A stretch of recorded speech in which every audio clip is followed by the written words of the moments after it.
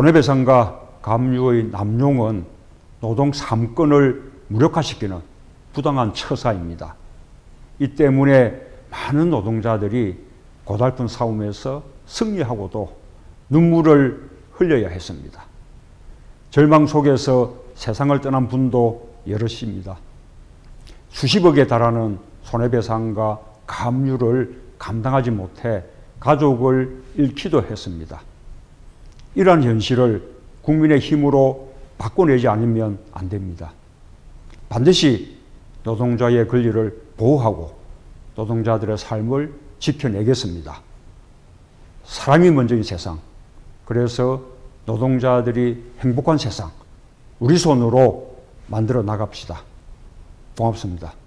두 번째 보여드렸던 영상은 문재인 대통령이 대통령이 아니던 시절이죠. 2015년에 당대표 시절에 저희 쪽으로 축사를 보내주시면서 손배가압류에 대한 본인의 입장을 저 영상을 이렇게 두고두고 쓰게 될 줄은 몰랐는데요. 발언을 그냥 해줄 줄 알았는데 저렇게 영상으로 남겨서 보내셨어요. 근데 저 영상을 처음 봤을 때 좀 많이 놀랐습니다. 왜냐하면 굉장히 선동적인 내용이어서 저 사람이 굉장히 의지가 있구나라는 생각을 하고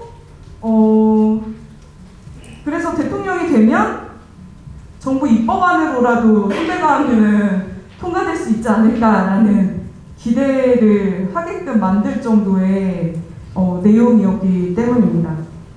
그 노동자들이 행복한 세상 함께 만들어 가자라고 얘기했던 분이 우리나라 대통령이 되고 난 이후에 지금 노동자들 얼마나 행복해졌나, 우리 현장은 얼마나 더 나아졌나, 현장의 상황을 현장의 입을 통해 직접 듣는 시간이 굉장히 무엇보다 중요하다고 생각을 했습니다. 아시겠지만 한인연구회는 네 분의 역사가 계십니다. 박창수, 임주익, 곽재규, 최강수 역사까지 네 분의 역사를 지금 모시면서 수많은 손배가압류, 노동탄압, 복수노동까지 특별한 노동탄압의 아마 결정판이 되지 않나 싶습니다. 어쨌든 문재인 대통령이 박근혜 대통령 후보와 선거를 마치면서 낙선을 하고 네팔 여행을 떠났을 때, 그리고 선거 결과가 나오는 그날 최강수 열사가 손배가압류의 문제점을 제기하면서 스스로 목숨을 끊었습니다. 그리고 문재인 대통령이 네팔 여행을 마치고 돌아와서 제일 먼저 왔던 게 바로 최강수 열사 빈소를 처음으로 찾아왔습니다. 저희가 그 자리에 했던 이야기들이 있습니다. 조금 전에도 이야기를 하셨지만은 정말 새로운 세상을 만들기 위해서 저희 한번 더 맞추고 다시 이런 일들이 생기지 않겠다라고 했지만은 여전히 당선된 지 3년이 지난 현재까지도 여전히 노동자들이 고통받을 수밖에 없는 우리 이 대한민국의 현실, 저 잘못된 그런 부분들을 저는 일종의 대결을 했습니다만 아직 손배가 남아 있습니다. 2018년도에 다시 한번 플라스틱 공장 사출 위로 점거 농성을 시작을 해서 6일간 점거 농성을 진행했습니다. 점거 내용은 일단 큰 맥락은 불법 파견 정규직 전환이고요. 그 밑으로 이제 불법 파견이 진행되고 있는 상황에서 사측에서는 이 면피를 하기 위해서 하나 꼼수를 이제 만들어내는 게 어떤 거냐면 정규직 전환이라는 이상한 꼼수를 만들어낸 거예요. 그러니까는 밖에서 보면은 너희들은 정규직으로 가고 있지 않느냐라는 이야기를 하고 있는 거죠. 그렇게 진행이 되는 건데 내면으로 들어가서 보면은 이 정규직으로 가기 위해서는 모든 걸 다 포기해야 됩니다. 법적인 문제, 내가 받아야 될 부분, 그런 부분을 포기하고 정규직으로 가게 되면은 정규직 왔다고 또 그 자리에서 일하는 것도 아니에요.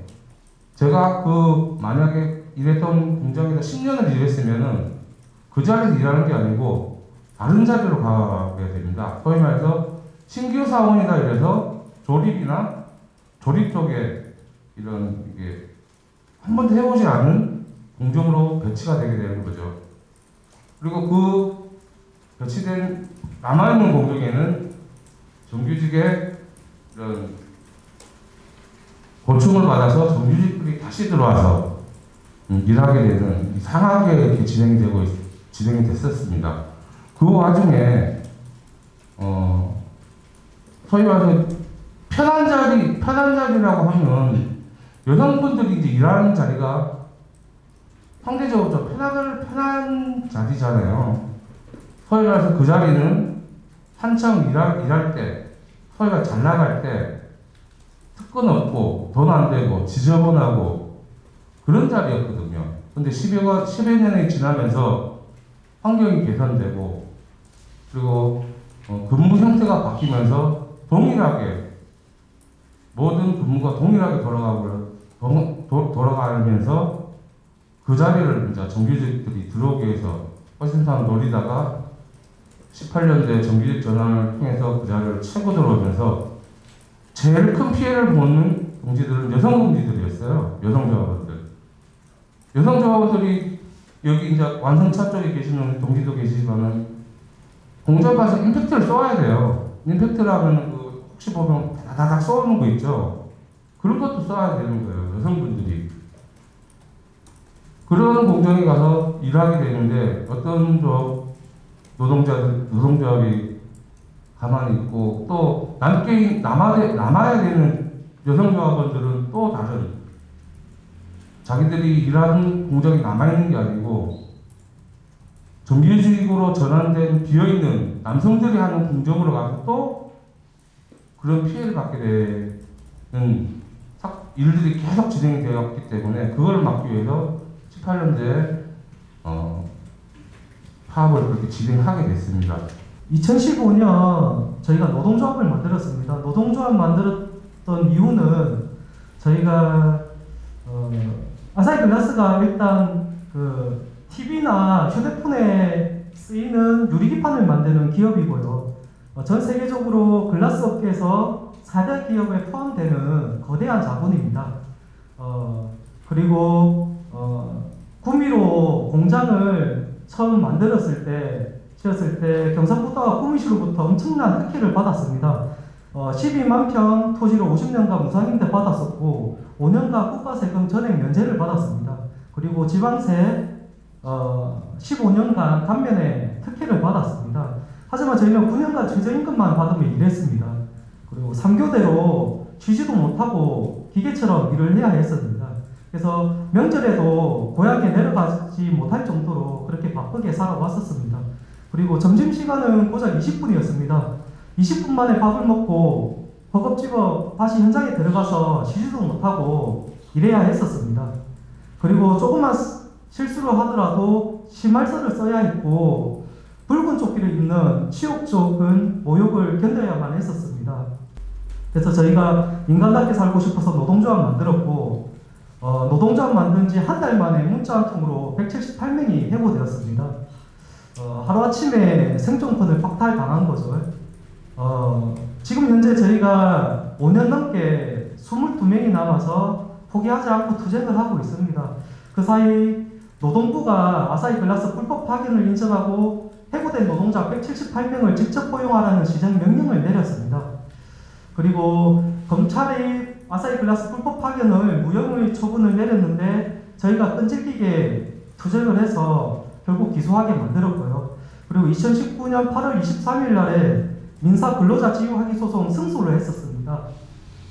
민사 근로자 지휘항의 소송을 승소를 하면 아사히글라스가 직접 고용을 이행해야 하는데 오히려 반대로 저희가 5주년 집회 때 공동행동하는 그 과정에서 라타치를 한 것으로 5,200만 원의 손배를 지금 청구를 한 상황입니다. 지금 조합원 포함해서 총 4명이 5,200만 원의 손배를 맞은 어이없는 상황인데 지금 재판 준비를 저희가 열심히 하고 있고 저희도 이 악질 자본에게 지지 않고 이기려고 저희가 지금 힘차게 투쟁을 하고 있는 상황입니다. 저희가 정의의 기관으로 관리부 앞에서 프랜카드 만들기, 소본지 작성 이런 것들을 했어요. 그러면 사측의 관리자들이 그 안에 들어와서 직접적으로 방해 행위를 해요. 프랜카드 만드는데 프랜카드 위에 앉아서 담배를 핀다든지 뭐 이러면 자연스럽게 이렇게 마찰도 되고 그러잖아요. 근데 프랜카드를 만들면서 페인트가 바닥에 다 배었습니다. 그리고 또 혹은 일부러 이제 쓰기도 한 것도 좀 많지는 않지만 좀 있었어요. 그리고 소원지를 갖다가 이제 관리동 유리창에 이제 붙이기도 하고 그랬었는데 이것과 관련해서 대법원 판결까지 났습니다. 네, 그 도로라는 것은 그 인마가 그 이동하거나 또 아니면 어떤 물건을 옮길 때 효용 가치가 있어야 되는데 이 낙서를 했다고 해서 그 효용이 없어지는 건 아니잖아요. 그래서 낙서한 것과 관련해서는 그것을 지우는데 90만 원 정도 들었었습니다. 근데 이거를 손배 청구했었는데 이거는 다 무죄가 됐고요. 이거는 무죄가 됐는데 거기다가 저희가 좀 욕설을 쓴 게 좀 있었어요. 그래서 욕설과 관련된 것들만 좀 인정이 됐었습니다. 이렇게 해서 이 노조 파괴를 하면서 손배가압류도 손배가압류지만요. 그 법적인 문제로 고소고발이나 법적인 소송을 통해서 노동자 괴롭히기 하는 것도 굉장히 중요한 일환 중에 하나입니다. 저희 조합원이 아산공장이 지금 현재는 한 138명 정도고 영동공장이 한 120명 정도밖에 안 돼요. 근데 요 조합원들한테 소송을 한 것이 400건이 넘습니다. 10년 동안 400건이 넘는데요. 이렇게 법적으로 소송당하면 재판을 받기 전까지는 경찰서에 조사받아야 되고 검찰에서 조사받아야 되고 재판 진행해야 되고 또 재판에 가려면 아니면 경찰서나 이런 데 가서 조사를 받으려면 다 조퇴를 해야 되잖아요. 이거 조퇴 승인을 안 해줍니다. 그러면서 파업으로 나가게 해서 주차, 월차, 연차까지 임금을 삭감하고 임금이 삭감되면 그걸로 다시 항의하는 또다시 항의하는 과정을 촬영해서 다시 고소하고 이런 일들이 계속적으로 반복돼서 일어났습니다. 우리 조합원들 좀 이렇게 앞에 나설 수 있는 조합원들 전체에 대해서 한 80여 명에 대해서 손배를 한 40억 정도 청구를 했는데 1심에서는 12억 정도가 인용돼 있고요. 2심에서 10억 1,150만 원 인용됐는데 그것이 이자까지 붙어서 지금은 한 20억 4천만 원 정도 됩니다. 또 여기에다가 우리가 노조 파괴 과정에서 이렇게 사측과 다툼이 있을 때마다 사측은 고도로 훈련된 체증조가 있어요. 체증조가 다 이것들을 체증해놨다가 다시 고소고발을 진행합니다. 그럼 형사 고소고발을 하면 벌금이 다 떨어지죠. 그럼 벌금 떨어진 거에 대해서 또 개인적으로 손배를 또 합니다. 그래서 지금은 국가, 회사 또는 그 사측의 사무직 개인들 이렇게 해서 3중으로 고소고발을 하고 손배를 청구하고 있는데요. 어쨌든 삼위일체가 돼서 우리 노동사건을 옥죄고 있는 것이 사실입니다. 그러면서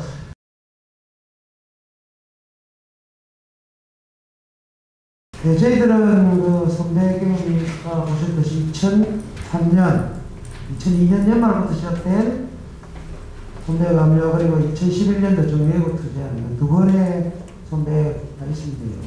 2002년에 회사는 일방적으로 198명에 대해서 정리해고를 발표하고 거기에 대항해서 파업을 진행한 임직 지회장 이하 간부 20명에게 16억 8천만 원이라는 손배를 때려서 확정을 받습니다. 그리고 급여와 그리고 부동산에 대해서 압류를 하는죠. 그래서 조합원들 십시일반 모아서 사실은 생계비도 지원도 하고 했지만 사실은 급여가 압류되고 그 부동산이 다 압류가 걸린 상태에서 생계는 대단히 어렵습니다. 그 일례로 간부들의 집이 압류당하니까 전세에 살던 세입자들이 다 전세금을 빼달라고 하는 이런 사례들이 생기면서 사실은 여전 파탄이 일어날 수밖에 없는 조건이었죠. 자녀들 학비도 없이 못 낼 정도니까 학업도 좀 더 포기하고, 일부는 뭐 이혼 소송을 진행하기도 하고, 자녀들이 가출해서 돈을 벌어오겠다라고 가출하는 이런 과정도 최악의 경우였습니다. 그래서 이게 뭐 우리는 정당하게 정리해고에 대해서 정당한 파업을 했지만은 결국 법원이나 사용주들의 입장은 근로조건에 관한 사항이 아니기 때문에 불법 파업이라고 진행했고요.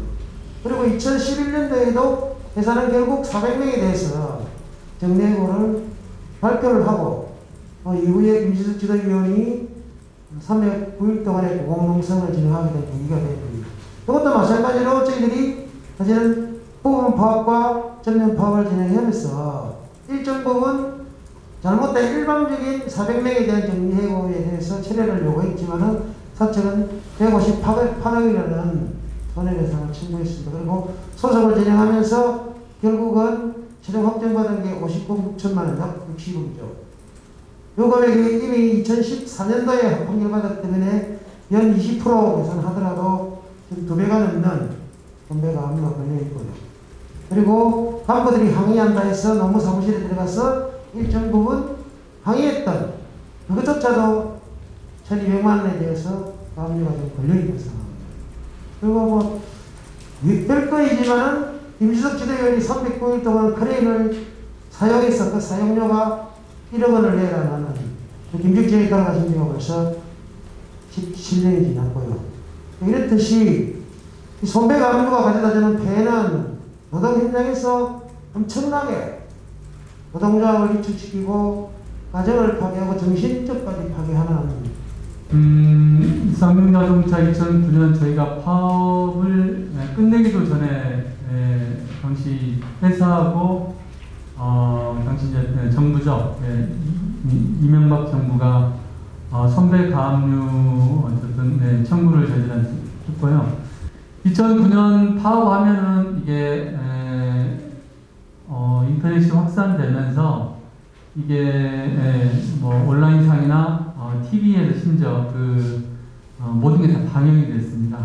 뭐 물론 그 당시에 저희들도 국가나 경찰 이야기는 불법행위 했습니다. 왜?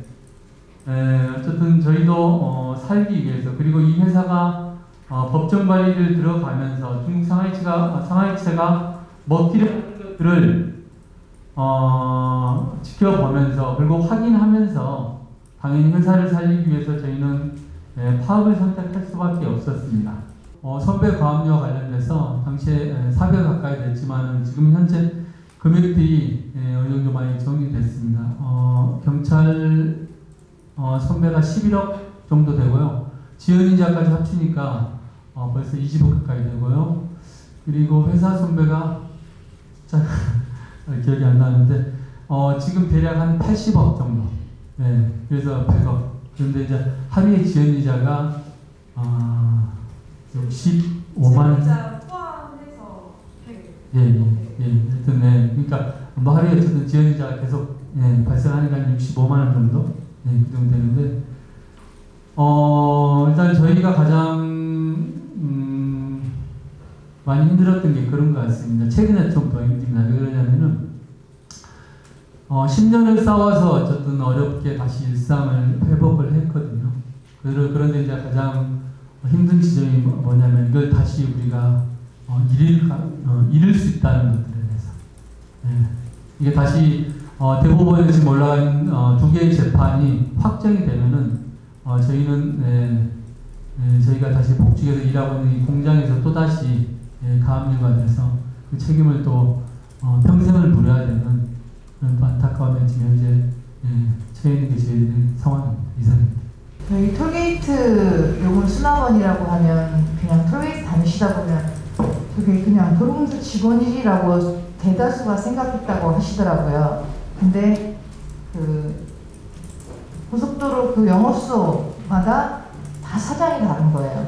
그렇게 해서 저희가 10년, 20년을 비정규직으로 살아왔고 그 사장은 도로공사 정년 퇴직자가 와서 사장을 맡아서 이런 아주 악순환 속에서 저희가 비정규직으로 최저임금만 받고 살아왔어요. 12년도에 불법 파견 소송을 했고 15년도에 1심 이기고 17년도에 2심 이기고 작년 9월 28일 날 대법원 확정이 됐죠.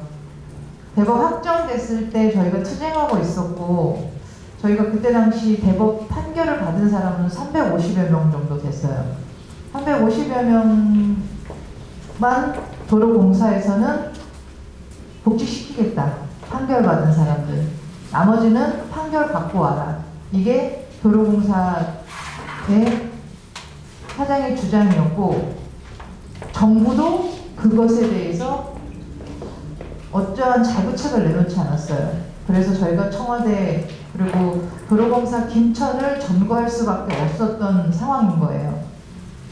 9월 28일 날 대법 판결이 나고 10월 9일 날 도로공사 사장이 국토부 기자회견을 열어요.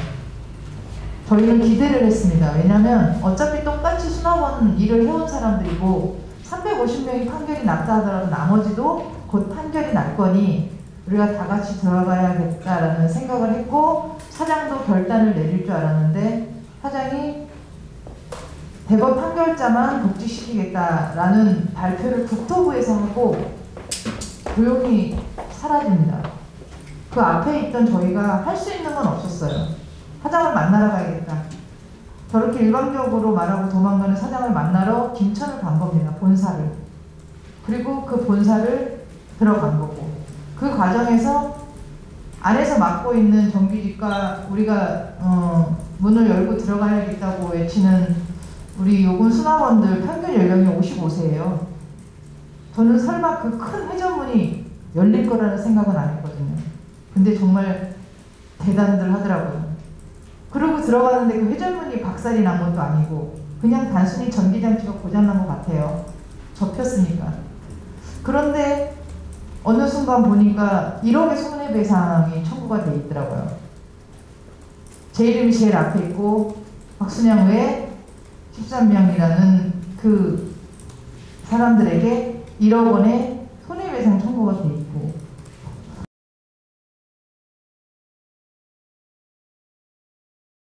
회사 불법 하나를 밝혀내기 위해서는 정말 굉장한 노력을 하게 됩니다.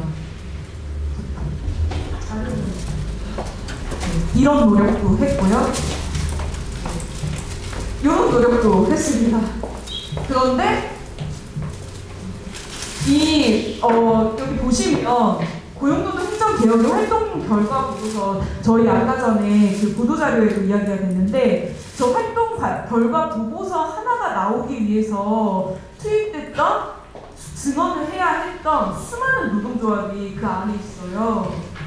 그 굉장히 많은 증언을 받고 저 활동 결과 보고서가 나왔는데 저거 기자분들 아시는 분들 별로 없으시더라고요. 저 자료 혹시 받아보신 적 있으신지 모르겠습니다. 왜 고용노동부가 저걸 만들어 놓고도 배포를 하지 않는가. 그게 참 의문입니다. 네. 경찰청은 오히려 조금 보도가 많이 됐어요. 왜냐하면 쌍용차 노동자들이 직접 굉장히 많이 알려냈습니다. 넘어가면 저기 ILO랑 UN 사회공규약위원회 왜 우리가 가만히 있는데 국제기구가 우리 입장을 들어줄까? 왜 한국이라는 나라에 관심을 갖고 한국의 노동 현실에 대해서 목소리를 스스로 알아서 낸 건가? 근데 절대 그렇지 않거든요. 저 ILO의 목소리 하나를 내게 하기 위해서 한국의 노동자들이 한국의 현실을 굉장히 열심히 국제사회 문을 두드리면서 알려냈던 결과입니다. 근데 정말 안타까운 것은 그게 왜 하나도 소용이 없어야 하는가 하는 부분입니다. 네, 이진대학원들은 이제 2018년도 12월 29일날 49명의 관리인을 통해서 저희가 출전을 했죠. 그리고 이걸 7일날 거의 모든 생산자 분들이 다 가입을 하면서 이제 힘차게 시작을 했는데 회사가 노동조합이라고 하는 부분에 대한 많은 반감이 있었어요. 저희가 이제 기본연대학이라고 하는 부분도 한 달이 지나서야 출시를 하고 그리고 우리가 줬던 요구안에 대해서 거의 부정중지가 떨어질 때까지 한 번도 내지 않았던 그런 이제 걸 봐서는 지속적으로 이제 노동조합에 대한 그 요구안에 대해서 절대 들을 수 없다. 우리가 자네들이 내보내는 그런 요구안, 제시안으로만 끝나겠다. 뭐 이런 걸 강요하듯이 이렇게 해야 하기 때문에, 다음에 이제 그렇게 해서 이제 전혀 이제 우리의 요구사항을 들어주지 않을 것 같아서 이제 더 이상 안 되겠다. 그러니까 한번 노동자의 좀 힘을 보여줘야 되겠다. 현장에서는 외과학 문제인들이 난무하고, 임금은 기본 산여급 비공파로 5년 동안 거의 분열되고 한 부분들을 우리가 좀 나서서 좀 바꿔야 되겠다라고 하는 걸로 좀 6월 6일날 전면 파업 들어갔죠. 무게 전면 파업 들어가서 좀 회사가 좀 나아질 거라 생각했는데, 좀 이렇게 협상에 좀 더 적극적으로 나올 거라 생각했는데 그러지 않고 오히려 한 달 뒤에 8월 12일 날 직장폐쇄를 감행하면서 우리를 바깥으로 내보냈죠. 그 이후에 바로 이제 8월 달에 직장폐쇄를 하고 5월 달에 손해배상 청구가 바로 들어옵니다. 청구 금액은 5억으로 돼 있는데 총액은 12억이고요. 거기에 이제 지구랑 조합원 해서 총 9명이 거기에 걸려 있습니다. 그걸 갖고 또 이제 일진 디엔코라고 하는 그 일진 건물 관리하는 업체가 있어요. 그 계열사가 저희한테 다시 손해배상을 1억 8천을 겁니다. 그렇게 걸고, 또 하나가 좀 이상한 게 하나가 있는데, 하나가 뭐냐면은 그 안에 있는 입주자들이 있어요. 개개인의 입주자들이 저희가 이제 들어가 있던 부분에 대해서 뭔가 수치심이라고 하고, 뭔가 소음으로 피해를 입고, 뭔가 왔다 갔다 하는데 피해를 입었다. 개개인이 손해배상을 건 게 있어요. 그게 개인당 84만 원에 걸어서 145명, 그래서 총 1억 2천의 손해배상을 또 걸어옵니다. 이렇게 지속적으로 손해배상이라고 하는 금액을 1억 억 단위로 막 들었을 때는 처음에는 뭐 이거 우리가 끝내고 들어갈 때 뭐 다 해결되겠지 라고 하는 그런 막연한 게 있었어요. 근데 막상 단협에 체결되고 우리가 들어간다고 해도 이 손해배상은 끝까지 가겠다라고 하는 게 회사나 그룹 디엔코의 입장을 밝히면서 이 부분이 심각하게 우리 받아들여야 될 부분이구나. 이게 뭔가 행동 하나가 제약이 많이 되는구나 라고 하는 게 이제 지금 현재 우리 조합원들이 느끼고 있는 감정이거든요. 내가 뭔가 행동을 하나 잘못하면은 징계받고 손해배상 받고, 내가 그 사람들과 대화도 못하겠다. 노동자 지회장이나 그렇게 하는 거지 나는 못하겠다. 이런 걸로 지금 생각을 하고 있고 그렇게 행동을 하고 있기 때문에 이 손해배상이 지속적으로 만약 남는다고 하면은 노동자 활동이라고 하는 부분은 그냥 뽀글뿐인 걸 될 수밖에 없다.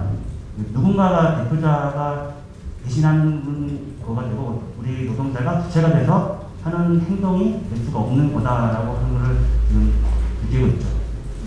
그 다음에는 10년대에는 금속노조의 지역별 핵심 사업장들이 노조파괴 갑질을 합니다. 그래서 2010년대 경제관료, 대구의 상신브레이크, 구매 KC 이게 동시다발적으로 금속노조에서 지역의 가장 큰 사업장들을 노조파괴합니다. 결국은 정부가 청와대에 개입해서 이렇게 공격을 해왔기 때문에 저희는 그 당시에 불가피하게 자본이 그리고 정권이 함께 생각하는 그 싸움을 하기 싫어도 할 수밖에 없는.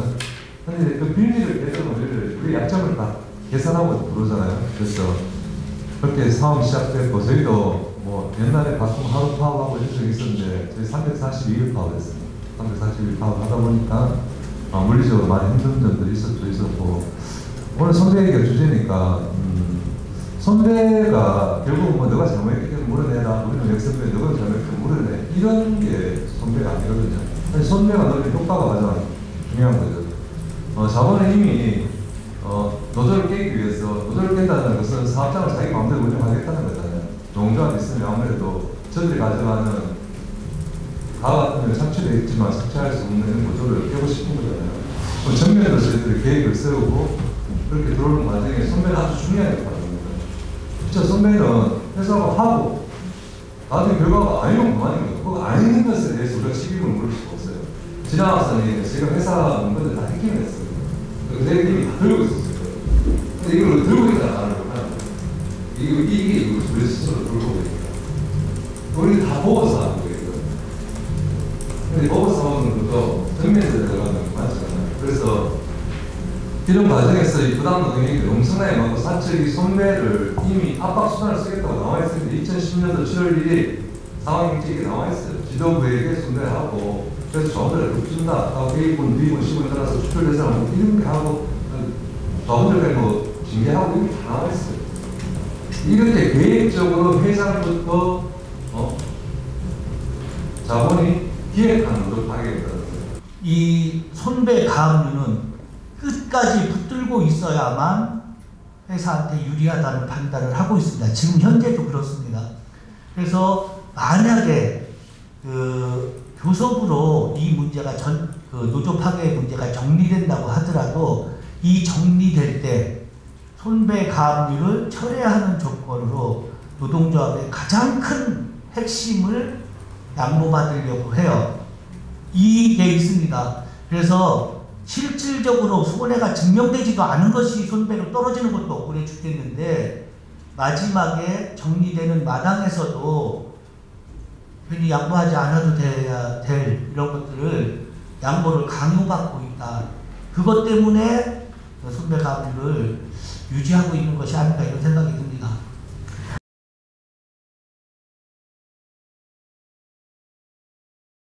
다들 아시겠지만 지금 분류 작업이 이제 사회적으로 이슈가 되는데 분류 작업을 통해서 저희가 받아야 될 물건들을 받아서 트럭에다 실어놓고 파업을 진행을 했는데 분류 작업을 한 것이 이제 사측에서는 물건을 훔쳐가려고 하는 거다 이렇게 얘기하면서 손해배상 청구를 했었던 것이 있었습니다.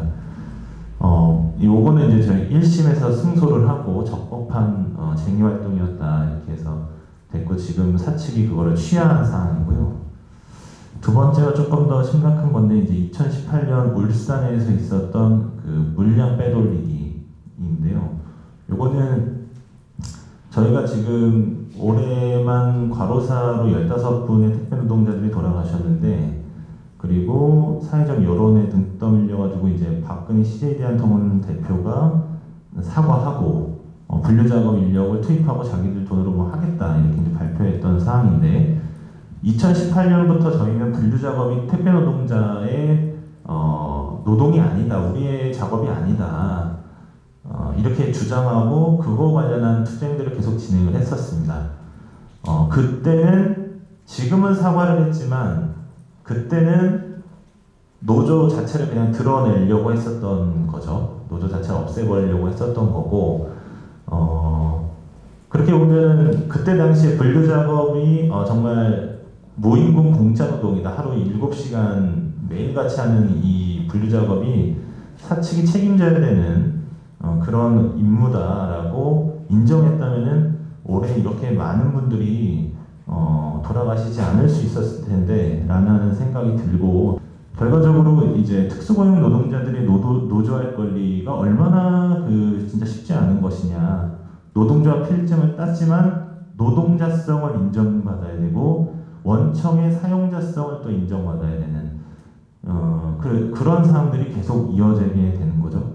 그래서 지금도 CJ대한통운은 저희가 행정소송이 이번에 이겼습니다. 다행히 이겼고 노동자가 맞다라는 행정법원 판단이 있었는데 그렇게 된 이후에는 그전에는 전면 부정하고 이제 교섭 해태했는데 지금은 그러면 대리점 소송이니까 저희가 이제 특수고용 노동자이자 한청 노동자이기 때문에 대리점이랑 교섭을 해라 이렇게 이야기를 하고 있는데 대리점은 사실상 저희가 요구하는 어떤 작업 환경이라던가 이런 거에 대해서 할 수 있는 권한이 전혀 없다고 보시면 돼요. 다 이런 시스템이나 모든 것은 원청의 권한 하에 있기 때문에 사실상 원청의 사용자성, 원청의 교섭 의무를 제대로 하지 않는 한으로는 택배 노동자들의 이런 열악한 작업 환경을 교섭을 통해서 고쳐나가는 것이 굉장히 쉽지 않은 상황이다 이렇게 볼 수 있고요. 그래서 1억이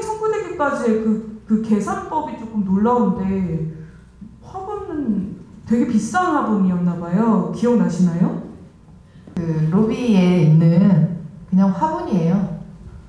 제가 한 2만 원 주면 사드릴 수 있는 그런 화분이고 그거를 저희 조합원이 밀었다는 증거가 없어요. 그 앞에 있는 분들이 이제 같이 몸싸움을 하면서 이제 진행된 부분이라 저희도 이거 받고 어이가 없었죠. 이게 그리고 솔직히 해저물을 나중에 저희가 고쳤어요. 저희가 라카 지우기 실험을 해봤는데요. 도로에 칠해진 라카를 일반 시중에 판매하는 매니큐어 이거 지우는 아세톤으로 그것도 소량으로 재어보니까 5초에서 10초 안에 다 지워졌습니다. 이 촬영된 영상을 재판에 제출했고 판사가 웃으면서 되게 어이없어 했었습니다. 이 사척놈들이 좀 이제 손배 청구를 하는 방식이 점점 악랄해진다라고 생각하는 게 뭐 1,000억, 2,000억 진짜 천문학적인 걸로 사람 기를 죽일 수 있지만 이제는 실질적으로 애매한 금액으로 법원의 판결을 받아서 실질적인 그 금액으로 노동자를 죽일 수 있는 그런 금액을 이제 슬슬 계산을 한다고 봐지거든요. 왜냐면은 이게 10억인데 7명에 대한 10억이란 말입니다. 그러면 1인당 1억 8천이면은 한 10년 갚으면 갚아지더라고요. 계산해보니까 한 100만원씩. 그러면은 갚아지는 거죠. 그럼 10년 동안 아무것도 못하고 발목 잡아 놓겠다는 이야기거든요. 심지어 단순하게 이야기하면은 헬기를 이용해서 노동자들을 공격했습니다. 뭐 바람작전, 심지어는 경찰 헬기에다 물탱크를 달아가지고 그러니까 체력을 섞어가지고 표현하자면 산불 끄는 것처럼 노동자들이 파업하고 있는 현장에 쏟아 부어버렸습니다. 그리고 경찰 특공대가 뭐 사용하기도 하고 어쨌든 테러 진압용으로 사용하고 있는 테이저건 그리고 뭐 다목적 발사기 노동자들은 테러 조직이 아니거든요. 정당하게 어쨌든 저희들의 생존권을 지키기 위해서 파업하는 노동자들한테 그런 어쨌든 경찰 장비와 관련해서 이렇게 위법하게 사용했다는 것들에 대해서 본인들이 이렇게 시인하고 경찰청장이 사과를 했습니다. 쌍용자동차 국가 선배와 관련돼서만 놓고 보더라도 그러면은 그 문제가 경찰들이 아니면 그리고 이 상에서 결과로 나왔던 게 청와대에 어쨌든 승인이 있었습니다. 노조를 파괴하기 위한 시나리오를 만들어서 이렇게 어쨌든 했던 행위들과 관련돼서 당연히 어쨌든 국가 선배와 관련돼서는 되어져야 된다는 게 저희들의 생각이고요. 예, 바로 박근혜가 당선되고 다음 날이었죠. 당선 발표가 있고 불과 12시간 이후에 노동자 사무실에서 이 유서를 남기고 그리고 노동자 회의실에서 목숨을 끊었습니다. 그 당시 정례후가 철회되고 임지석 지도위원이 309일 동안 크레인에 내려오고 나서 정례후 철회 이후에 희망을 가지고 회사로 복귀를 했지만 복귀 4시간 만에 무기한 휴업을 때리죠. 178명에 대해서 무기한 휴업을 때립니다. 그리고 우리는 회사에 대항해서 회사 앞에 천막을 치고 정례후자를 복귀시키라, 당장 복귀시키라고 투쟁 중에 사실은 최강세 열사가 극단적인 선택. 저때가 바로 복수노조가 만들어지고 복수노조를 만들면서 회사가 가장 했던 게 금속노조로 탈퇴를 하면은 기업노조로 가입하면은 휴업해서 바로 현장 복귀시키 주겠다. 그리고 두 번째 생계지원금으로 1인당 1천만 원씩 일시불로 지원하겠다. 그리고 세 번째 학자금이라든지 이런 부분에 대해서 정석으로 지원하겠다. 뭐 이런 것들을 던지면서 그 당시 조합은 한 1,000여 명이 됐었는데 단 4일 만에 조합은 680명 정도가 기업노조로 넘어갑니다. 복수노조로. 그래서 결국은 이제 저희들 대표노조 지위도 잃고 뭐 이렇게 되면서 최강세 여사가 극단적인 결단을 하게 됐네요. 그리고 그 사람들은 새로운 복수론을 만들어서 지금까지 떵떵거리만 자수하고 있습니다. 그리고 금성고대에는 여전히 손배가 압류가 남아있고요.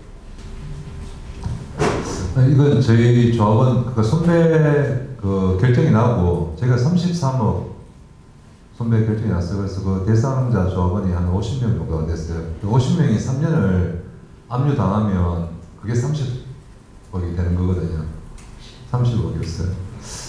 근데 이제 그 저희 조합원 중에 한 분의 임금명세 쓰고 실제로 저기 공제내역에 보면 개시채권 가압류에서 133만 8,290원을 떼가버리는 뭐 명세표예요. 그래서 결국은 이제 차인 직업에 그것도 뭐 다른 것도 있긴 한데 지금 8만 5천 원 남았네요. 그죠? 이게 상여 부분이라서 급여하고 상여가 같이 나온 달에 총에 50%를 가져가거든요. 그리고 이게 300만 원 이하는 급여 총액의 300만 원 이하는 매달 최저생 계획으로 해서 법률적으로 150만 원을 못 가져가게 됐어요. 자책이. 그러니까 150만 원만 딱 받아요. 그 상여 나온 달에는 300만 원이 넘을 경우는 50%를 제가 가져가고 대상 50% 가져가고 이렇게 해서 3년이 지났으면 지났고 그 과정에 그 결과인데 근데 사실 이제 이 결정이 있기까지는 무수한 일들이 벌어졌고 이 결정을 할 수밖에 없는 것도 굉장히 논란일 수도 있겠지만 그래서 사업장은 사실은 조정 합의라는 걸 안 해보셨잖아요. 손배를 합의한 사업장이에요. 저희는 중집에서 많이 많았다고 하던데 결국은 누구라도 합의했을 거라고 저는 생각해요. 왜 그러냐면 여전히 저희는 사올 수밖에 없고 경험해서 아시겠지만 노동자들이 이렇게 일평생을 이렇게 그 공장에서 돈을 벌다가 이런 사태를 맞이해서 농작을 지키긴다. 저희 각자의 삶을 지킨다는 거잖아요. 그래서 삶을 지키기 위한 투쟁을 하다 보니까 이런 거 뭐 징역도 받고 손배도 당하는데 문제는 회사가 이 손배를 먼저 던지면서 퇴사를 많이 시키게 되죠. 손배 빼줄 테니까 퇴사해라. 이렇게 해서 많이 퇴사를 했어요. 200명이 퇴사를 했습니다. 정리해고 던지고 희망퇴직으로 손배 빼줄게 또 50명. 이렇게 빼가는 거예요. 그죠? 엄청나게 회사 효과를 봅니다. 구조적 효과를. 근데 조합원들은 사실 이제 이 손배 청구액이 처음에 301억이었다 재판이 156억으로 떨어졌거든요. 회사가 줄인 거죠. 저 입증을 못해요. 회사 잘. 또 일본에 뭐 낮춰도 되고 뭐 올려도 되고 이런 거잖아요. 재판하는 게. 떨어지고 최종적으로 선고를 앞두고 그때 당시에 제가 감옥에 있었어요. 근데 저희가 조정으로 말했죠. 저도 생각도 못했어요. 저희 결정이 9월에 났었는데 제가 10월에 출소했거든요. 그러니까 제가 감옥에 있을 때 변호사님 찾아와서 이 구조적 문제를 얘기하시는 거예요. 재판장이 손배의 조정을 제안했고 지금 청구액이 156억인데 재판 과정 중에서 회계사를 통해서 공인 감정을 한 거예요. 감정액이 70억이 넘게 나온 거예요. 판결이 예를 들면 70억 원전에서 난다고 쳤을 때 이게 이자를 생각하면 1년에 15% 지금 15%인가요? 그때 20%였죠. 1년에 이자가 14억이에요. 그럼 우리는 평생 못 갚아요. 갚아도 평생 그냥 노예로 150만원짜리 인생이 되는 거예요. 그런데 끝나도 안 되고 그 다음에 또 하나는 뭐냐면 압류가 바로 들어옵니다. 1심 판결되면 압류를 할 수가 있어요. 사측이. 그러면 노동자한테는 그냥 아파트 하나 만들어 놓은 거 소박하게 그거 하나 만들면 그거 뺏기는 거거든요. 압류가 일어나면 아까도 했지만 저희 이혼하고 자살하고 이거는 그게 다 있는 거잖아요. 그죠? 이런 상황들에서 이 노동자들은 결국은 저 결정을 하고 이후까지도 150만 원가 못 살기 때문에 퇴사를 하게 됩니다. 그래서 그러니까 이 결정을 왜 또 하게 됐냐, 조정합의 결정을 조금 전에 말씀드렸듯이 그렇게 되면 누구나 다 사표를 쓰게 돼 있어요. 저희 이 결정하고도 150만 원으로 살아가기 힘들어서 4명 정도가 사표를 썼거든요. 50명 중에. 만약에 그대로 판결을 받았으면 저희는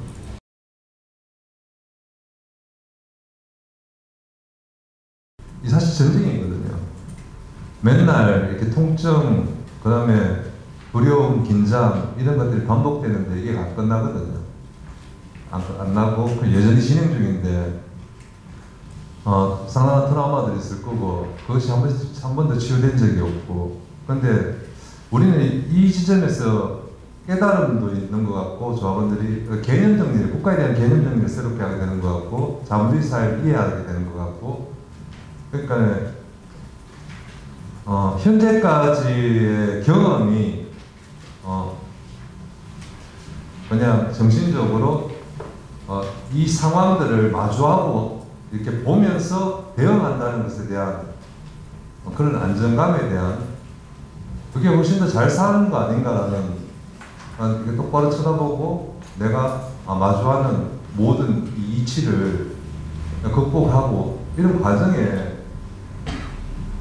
그냥 굉장히 밝음이 있는 것 같아요. 저희 조합원들은 굉장히 많은 걸 겪었거든요. 선배도 돈도 뺏겨보고 징역도 당해보고 징계도 회고 안 당해본 경우가 없으니까 거의 다 마주하고 맨날 회사한테 차별당하고 뭐 이런 걸 수없이 겪고 어영도 저 미운 애들한테 떡 주고 상품권 주고 설득하고 답답하지만 호소하고 이런 걸 하면서 굉장히 트라우마 내상 많지만 한편으로는 굉장히 건강한 측면이 있는 것 같아요. 그래서 일상적으로 굉장히 밝은 모습을 보여줍니다. 저희 조합원들 저희 조합에 같이 있어보면 제가 상권을 10년째 하고 있는데 부득이하게 너무 밝아요. 조합원들이 오늘 이 순간만큼 뭐 식사 시간이나 퇴근 시간이 너무 밝아요. 우리 조합원들. 어이구도 조합원들 너무 늙었어요. 너무 늙었고 얼마 전에 이렇게 조합에 있어요. 제가 출입할 수 있는 게 조합밖에 없거든요. 그래서 어이구도 조합원들 가끔씩 이렇게 보게 된단 말이에요. 출입이 동선이 제한되어 있어서 그들은 굉장히 그냥 밋밋한 삶을 살고 있다. 그리고 그들은 여전히 버르밍 상태에 있는 거거든요. 회사의 눈치와 그 상태에 있기 때문에.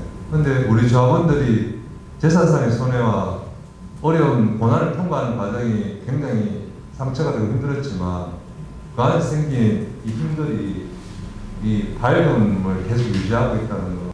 근데 지금의 우리 자식들이 보면 이제 딸내미가 이제 30이 넘고 아들내미가 이제 뭐 27, 8 이런 나이인데 그때와 나의 20대, 30대와 우리 자녀들의 20대, 30대가 더 나빠진 것 같아요. 정규직과 비정규직 그리고 뭐 계약직과 정규직 이런 상황들이 계속 반복되는 게 어떻게 놓고 보면은 우리 김진석 지도위원이 가끔씩 그런 게 있는데 자본이 강해서가 아니고 노동자가 스스로 흩어지기 때문에 그래서 양극화를 만들어내고 우리 스스로가 우리의 동지를 적으로 만들어내고 복수노조가 만들어지고 이러면서 현장이 무너지고 이런 것들을 봤습니다.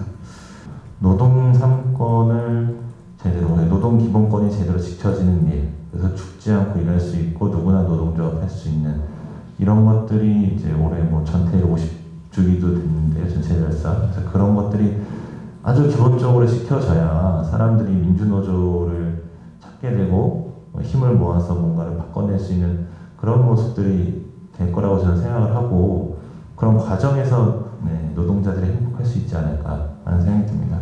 노동자들이 행복할 수 있는 삶은요, 제가 볼 때는 그냥 일상으로 돌아가는 겁니다.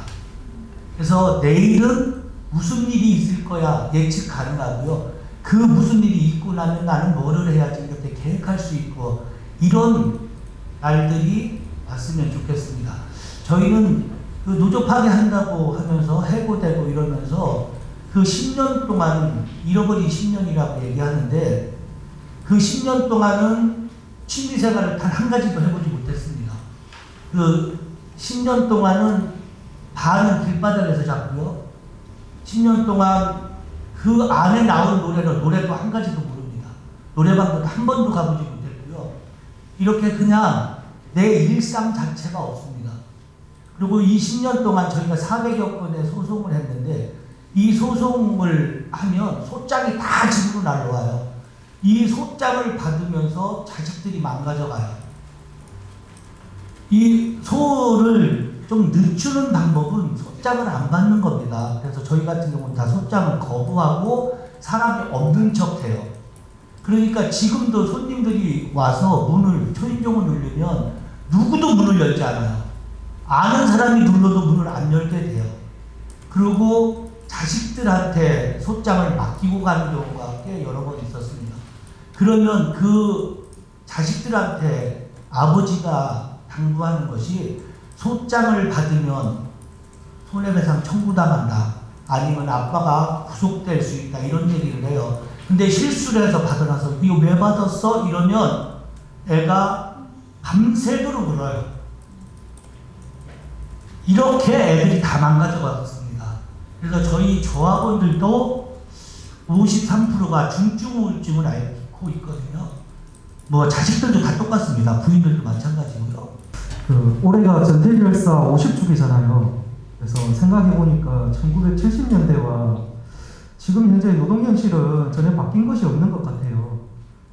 1년에 2,000여 명의 노동자들이 여전히 일터에서 죽어가고 있고, 비정규직 노동자들이 아무리 열심히 일을 해도 삶이 좀 더 나아지지 않고 제자리 걸음 인생만 살 뿐입니다.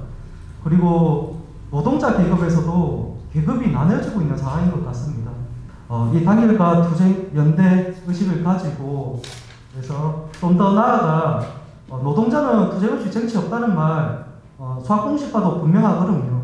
그래서 투쟁에 단결해서 투쟁해서 정치했으면 좋겠다라는 생각이 듭니다. 안 그러면 이런 행복한 세상 절대 정치할 수 없다고 생각합니다. 2009년을 겪으면서 어쨌든 산자와 죽은 자로 구분이 되면서, 물론 어쨌든 편한 밖으로 쫓겨났던 정리해고자들, 일명 죽은 자들도 고통스러웠지만은 시간이 지남에 따라서 공장 안에 어쨌든 살아남았던 노동자들도 결코 들여다보니까 녹록지 않았던 것 같아요. 저는 이 투쟁 과정들 속에서 정말 많은 것들을 느끼고 아파하고 배우고 고통스러웠다고 생각을 하고 있습니다. 그리고 이제 그 속에서 가장 힘이 됐던 게 2009년에 겪으면서 정말 사람이 정말 나한테 이렇게 고통스럽게 하고 나를 죽일 것 같았는데, 또 사람 안에서 제가 또 기운을 받고 이 투쟁의 힘들이 모아졌다고 저는 생각합니다. 그래서 동지들 어쨌든 길거리에서 투쟁해왔던 경험들이 다 있을 거라고 생각합니다. 그리고 우리가 지난 박근혜 정부를 무너뜨렸던 것처럼 그 힘들은 어쨌든 투쟁했던 사람들, 그리고 꿋꿋하게 어쨌든 버텨왔던 사람들의 힘이었을 것 같다고 생각합니다. 그래서 그 고통이 수많은 사람들을 또 웃게 하고 다시 뭔가 희망을 만드는 것처럼 우리가 어쨌든 그렇게 어렵지만 뚜벅뚜벅 버티는 게 저는 수많은 사람들의 행복을 우리가 또 어쨌든 지켜주는, 한편에 어렵지만은 그게 또 우리의 책무이면서 우리 또 행복이었으면 하는 괜한 바람을 좀 해봅니다. 최근에 저는 제일 행복했을 때가요. 최근에요. 행복했을 때가, 이런 말하면 좀 그렇지만 고용노동청 앞에서 3년째 농성장을 접었을 때, 딱 집에 갔을 때 행복하더라고요. 그랬는데 끝나자마자 대법원으로 돌리네요. 뺑뺑이를. 이거 뭐지 했는데 대법원 오늘 안 갔어요. 여기 온다고. 행복해요. 근데 차가 퍼졌네. 이거 또 아니네.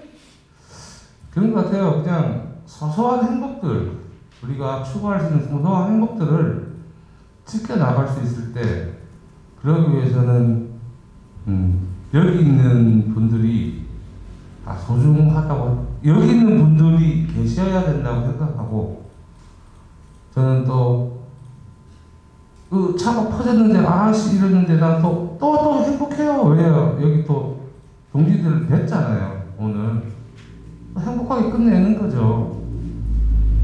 그래서 저는 그냥 노동자들이 행복한 세상은 우리가 만들어 나간다고 그렇게 생각합니다.